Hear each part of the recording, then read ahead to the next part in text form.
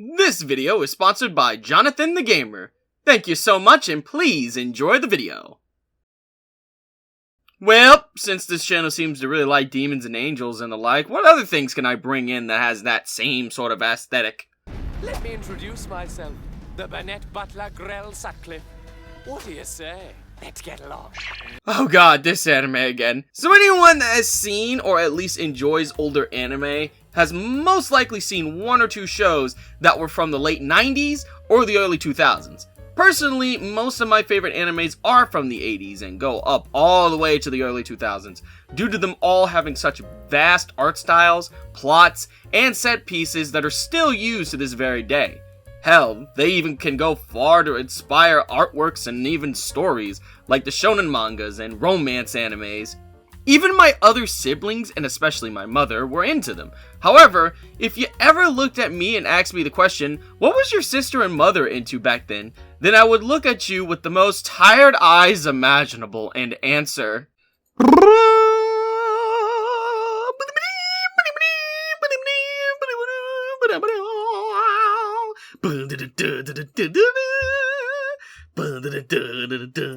Black Butler, or Kuroshitsuji, as it's called in Japan, is a manga and anime series that was written and illustrated by the mangaka Yana Toboso, who was the creator of other anime classics like Rustbusters and apparently Disney Twisted Wonderland. How the fuck does that even happen? And was serialized by the small company known as Square Enix.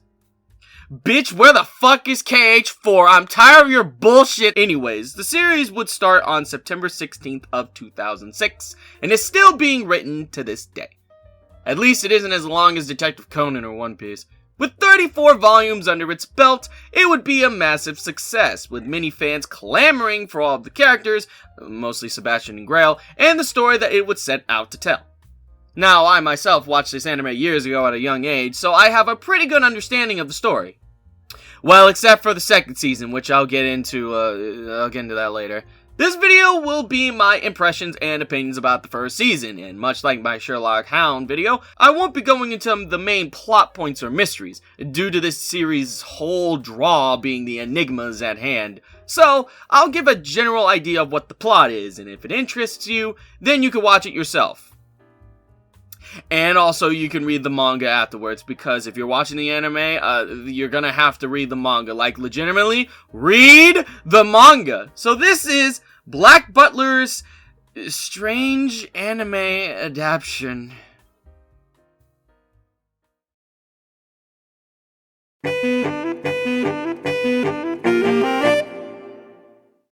Black Butler's anime adaptation would air on October 2008, where we follow the story of Ciel Phantom Hive in the good old Victorian-era London.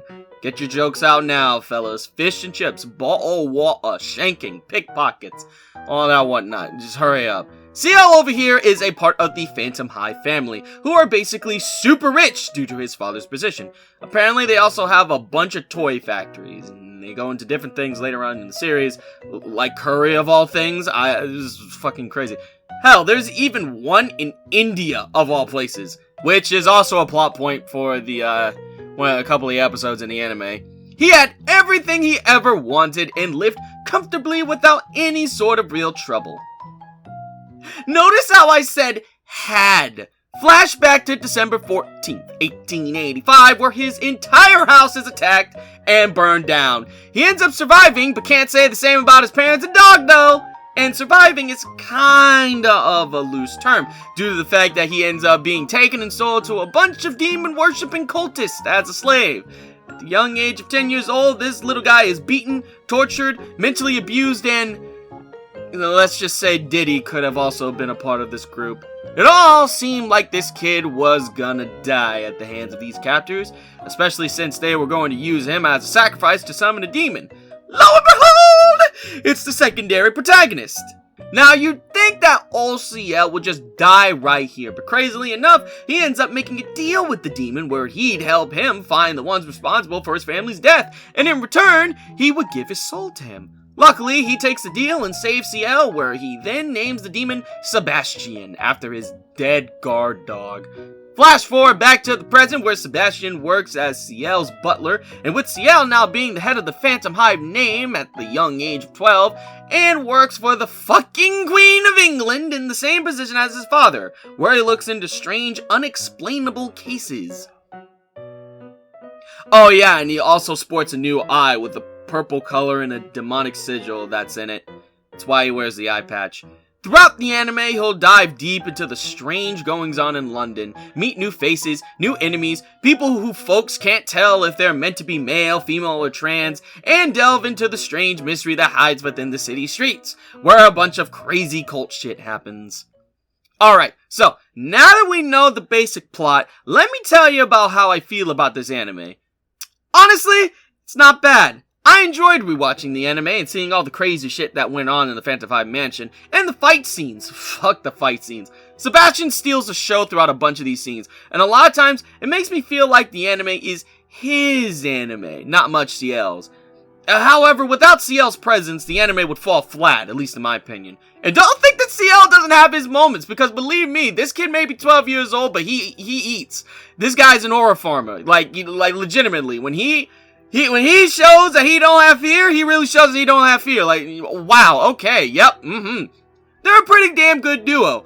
And I'll say this once, no, we don't ship these two. That is a whole-ass child. He is 12 fucking years old. The animation for the anime is pretty damn good as well, especially for the time. And the art style has that gothic anime feel that a lot of goths and emos would enjoy. And once again, I can see why folks like Sebastian so much, because hot damn! The music is also pretty good too, with there being plenty of amazing tracks. The opening and the ending come to mind the most. The dub for the anime is also pretty damn good as well. I don't think there was a single voice that I felt needed to be changed or fixed up. Truly, this was when Funimation was actually at the top of their game. However, there were a couple of scenes where I had to really raise my eyebrow of how it was handled, like, you know, like the voice work and anything like that. Only problem I really have is, well, some of Ciel's moments can be a bit uncomfortable. Like that one scene, you know the scene, the one with the corset, and the guy that was you know, flirting with him and everything like that. You know, he was weird. Definitely a PDF. You know, PDF, that type of thing. Yeah, a lot of people seem to be PDFs in this show. It's crazy. At least they're bad people. But goddamn, that's like crazy. In fact, this show has a lot of kids and women being killed too. Like, wow, I mean, that's not to say that dudes aren't getting killed, but most of them are bad guys. Most of the innocent people who are being killed are women and children, and maybe a man or two, like that one episode with the dog, the demon dog, and he kills, like, multiple people. A black dog is a bad dog, bad. A white dog is a good dog, good, something like that. It was yeah, Was this how it was in old-time London? Because, damn, that's rough. So at this point, you'd think that everything would be perfectly fine with the anime, but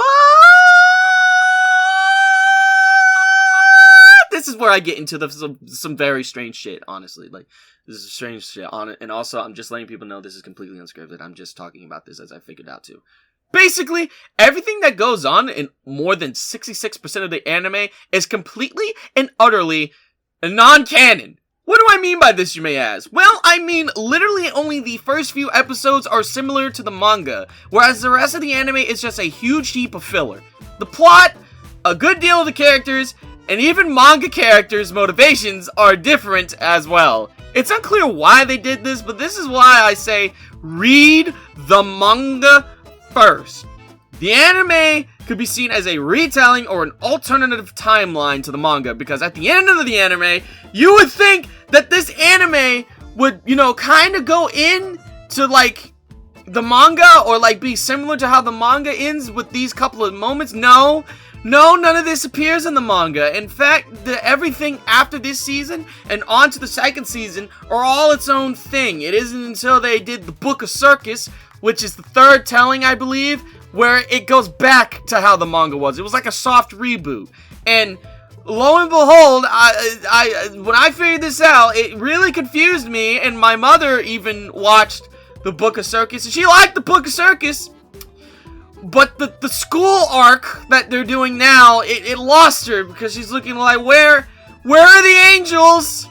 Where are the angels? Where's all this stuff? The cultist angel and the angel that could switch between male and female because angels don't have specific genders, except if you're looking at Helluva Boss, because most of the angels can or just stick to one gender usually, and you know that's yeah. But you know it's like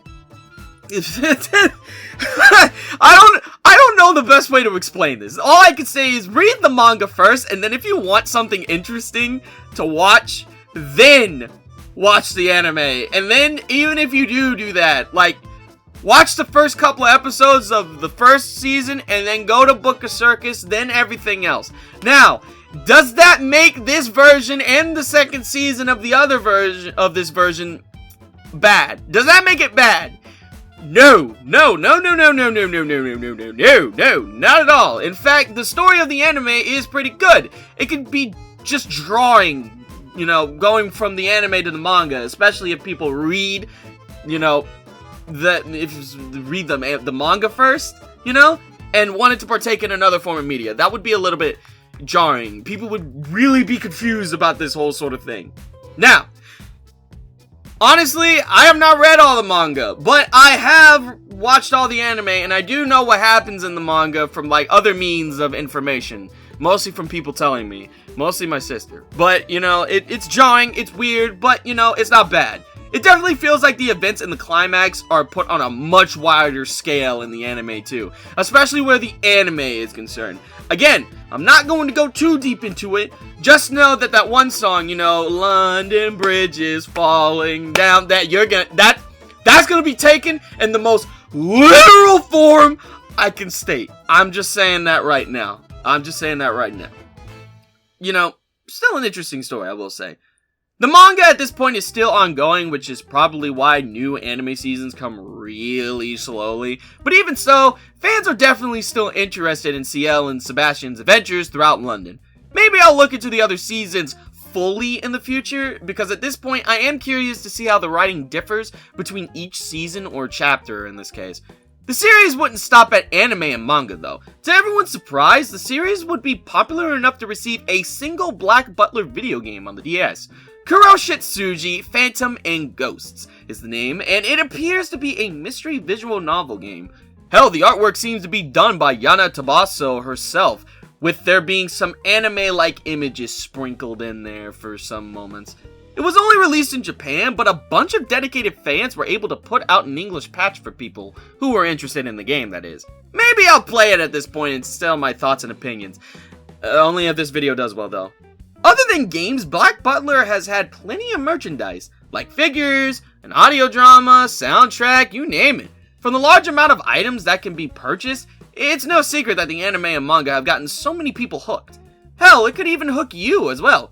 Give it a shot if you're interested. I highly recommend this series and manga to the fullest. I will say though, some of y'all are a little too thirsty for Sebastian. Like, I get it. Demon Butler with a gothic vibe, but please! Tone it down just a bit. At least it's not like Gojo and his weird group of fans. I'll never see tampons the same way again. Thanks so much again to Jonathan the Gamer for sponsoring this video with their $100 tier video.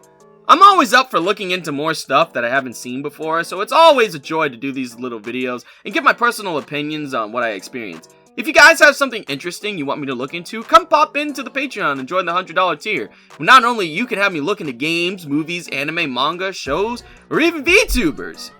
If you can't, no worries. You sticking around and watching the videos helps the channel just as much, and I can't thank each and every one of you enough. No, seriously, this is coming from the heart here. Like, thank y'all so much. This is completely unscripted once again, but you know, this helps a lot, and it really brings my heart up from, you know, being tired.